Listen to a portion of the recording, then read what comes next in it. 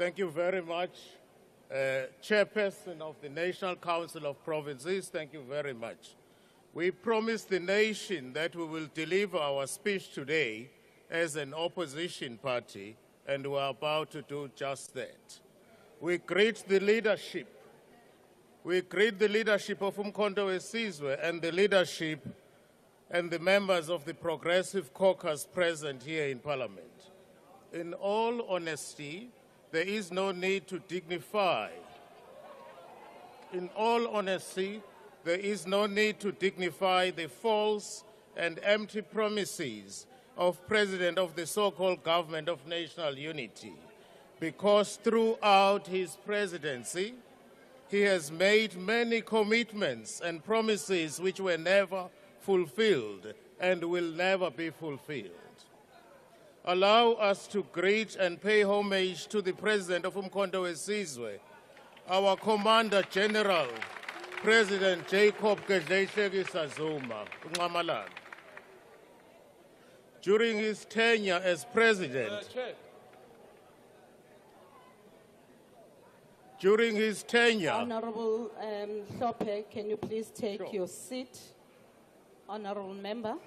Honorable Chair, can you please take in charge of the House?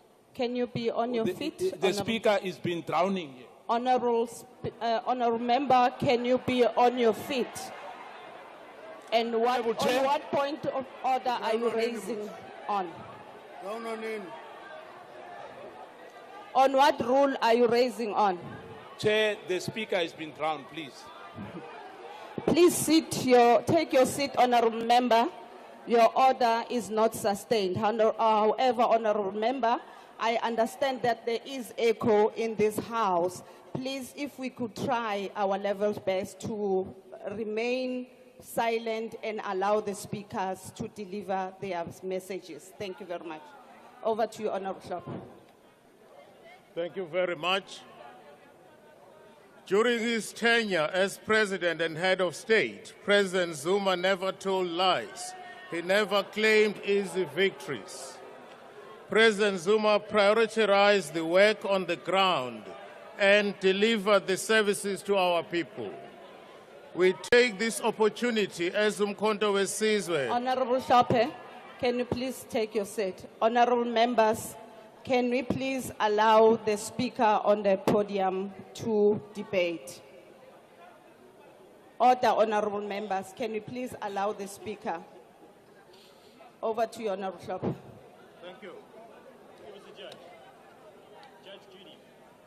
We take this opportunity as Umkhonto weSizwe to state without any fear of doubt or contradictions by all measures and standards, President Jacob Zuma is the most successful president and head of state that South Africa has ever had.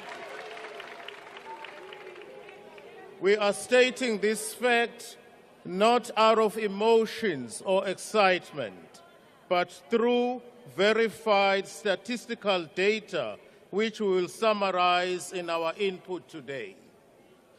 President Zuma's 9 years as head of state and president of our country was not just 9 wasted years, but was 9 years of progress defined by increasing life expectancy, access to education, and massive infrastructural programs. When President Zuma assumed office in 2009, South Africa's life expectancy was at 50 years, and throughout his leadership of South Africa as head of state, the life expectancy rose to more than 65 years, and that is a fact. Furthermore, there is no doubt that the rising life expectancy under President Zuma happened due to clear government interventions which included heightened provision of antiretroviral drugs to those infected with HIV and AIDS. The number of HIV and AIDS-related deaths decreased drastically under President Jacob Zuma, and that is a fact. President Jacob Zuma invested in education and is the only president since 1994 to build new universities in provinces that never had universities before.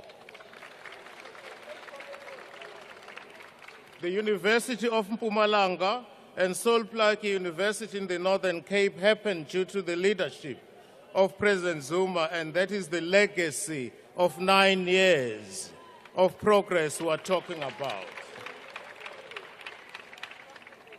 In relation to infrastructure, President Zuma is number one when it comes to driving expenditure of education, health care, roads and transport and basic services of infrastructure than any other president in South Africa. It is a fact President Zuma built more hospitals, more roads, and more schools than any other head of state and president in South Africa. That is a fact. It was under President Zuma's presidency that the social protection net was expanded to reduce the devastating levels of poverty and suffering of our people. President Zuma increased the age categories of social grants recipients because he understood that people don't get richer when they get older. As the head of state and the president of South Africa, President Jacob Zuma openly advocated the expropriation of land without compensation. He was failed. President Zuma, was failed by a reactionary and collaborationist parliamentary caucus, which frustrated a solid and sound agreement amongst progressive parties to amend Section 25 of the Constitution. In response to Fees Must Fall movement, President Jacob Zuma introduced fee-free education at higher education level. This was frustrated, however, and reversed by the administration that took over after his removal from office. We can throw statistical data on all areas of human development and progress, and we will all come to the same conclusion that the vision held by President Zuma far exceeded the narrow political obsession and persecution which the establishment subjected him to. Because he foresaw and politically knew and understood that South Africa's development and depend on the imperialist and neo-colonial West, President Zuma built far-reaching and sustainable partnerships with countries that have no colonial and neo-colonial aspirations over South Africa and the African continent. It was President Zuma who got South Africa admitted. Yes, it was President Zuma who got South Africa admitted into BRICS. That is Brazil, Russia, China, and South Africa in 2010. And many other countries have since then applied for membership of BRICS. Madam Chair, BRICS amounts to 31% of the global gross domestic product, 41% of the global population, and a significant voice in regional and global political economic affairs. The recent bullying tactics of the United States of America are a clarion call that South Africa should deepen the economic relationships with BRICS plus countries started by President Zuma. We now have in progress BRICS family. We have now, under the BRICS family, we have the Federal Republic of Ethiopia, the United UAE, Islamic Republic of Iran, we have Argentina, we have Egypt, and the Kingdom of Saudi Arabia, who can be sustainable and dependable trading partners and not bullying off tankers of goods and services produced and made in South Africa. Those are dependable partners. While we expect President Desmond Trump, while we expect President Donald Trump to end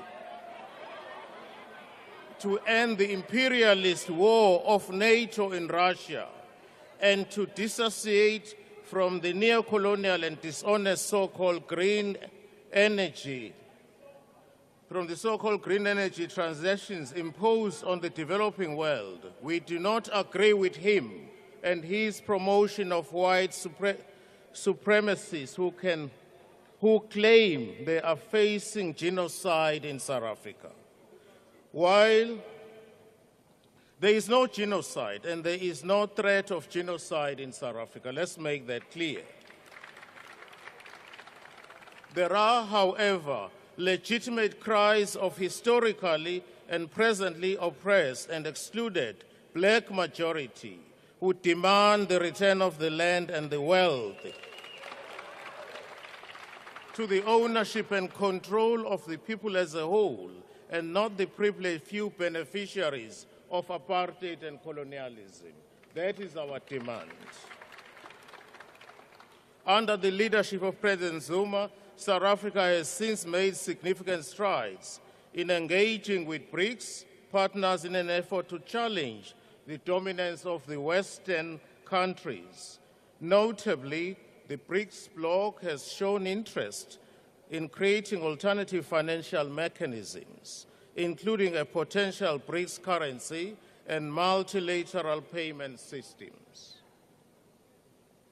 Honorable Chairperson of the National Council of Provinces, we have an obligation as South Africa to defend our sovereignty and territorial integrity, and in doing so, we should appreciate that our sovereignty as a nation should necessarily include the protection and sovereignty and the territorial integrity of all African countries. As we stated in the matter of urgent debate yesterday, South Africa should never surrender the Democratic Republic of Congo to the rebels because these rebels are funded by foreign role players, including the foreign governments and businesses which use rebels as conduits and militia to loot our natural endowments and wealth. If we run away and surrender DRC to the rebels, they will gain confidence and cause destabilization in the whole of East Africa, and then proceed to Southern Africa like they have already started in Mozambique. We cannot and should never surrender the Democratic Republic of Congo to these dogs.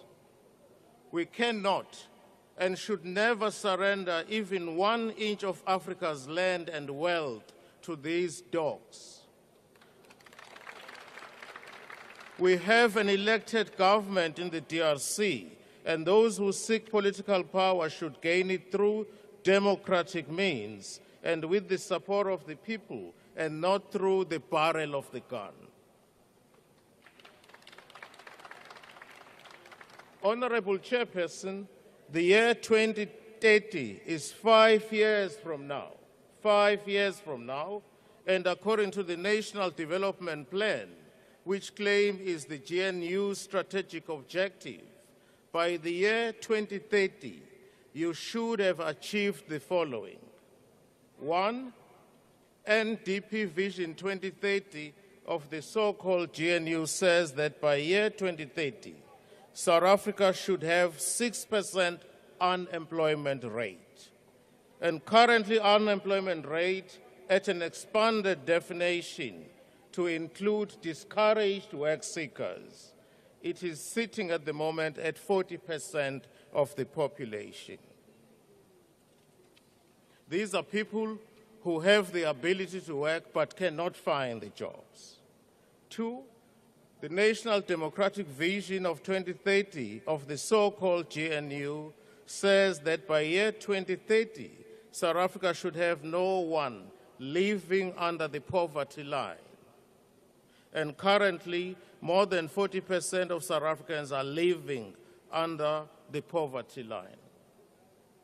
Thirdly, this is part of the vision of the GNU, that by 2030, the so-called Government of National Unity says that by 2030, South Africa should have reduced the highest levels of inequality, yet our country remains the most unequal society in the world.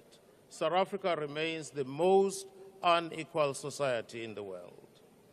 We now know that the objectives and goals of the National Democratic Vision 2030 will not be achieved because this so-called Government of National Unity is directionless and does not have a common vision or does not have a vision at all. Honorable Hlophe, can you please take your seat? Honorable Mhaule. Mhlauli. Thank you. This is Mhaule. I rise, Madam Chair, on Rule 68, which speaks to relevance and repetition. The speaker on the floor is not debating Sona, which is completely irrelevant to what the topic of discussion today is. Thank you. Honorable members, once again, I want to make this appeal. Can you please avoid drowning the speakers or attempting to make a dialogue when the speaker is on the floor? Can we please be orderly? Honorable Mohaule, your point of order is not sustainable. Can we allow Honorable Hlophe to continue? Thank you very much, Chairperson. We now know that the objectives and goals of the NTP Vision 2030 will not be achieved because the so-called Government of National Unity is directionless and does not have a common vision or does not have a vision at all. Honorable Chairperson, the South African Reserve Bank, through the Prudential Authority, is in the process of closing down Ithala Bank, which is the only bank in South Africa started by and controlled by black people and has been at the center of serving our people. There are available solutions within the state, including through massive investment by the Public Investments Corporation to rescue and keep Ithala Bank fully operational and give it a banking license in terms of the Act.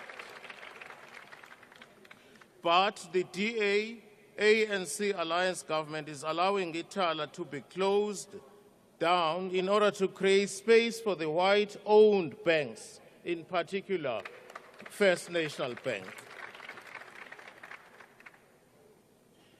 The Prudential Authority of the South African Reserve Bank continue to ignore the many bank violations of Capitec Bank, swept under the carpet the very fact that there is banking conglomeration in RMB, FNB, Discovery, and Green Road banks which are owned by the same people, yet it rushes to close down Ithala Bank. We want to assure the people of KwaZulu-Natal that when we take over the province of KwaZulu-Natal in particular, we will revive and strengthen Ithala Bank and restore it to its former glory and full operation. Meaningful economic participation by our people is not part of the NDP 2030 vision of the so-called GNU. Any self-respecting human being knows that South Africa will not achieve even half of the objectives and goals set in the NDP of the GNU because this GNU is full of self-contradictions and conflicts which will disrupt a clear development path to prosperity.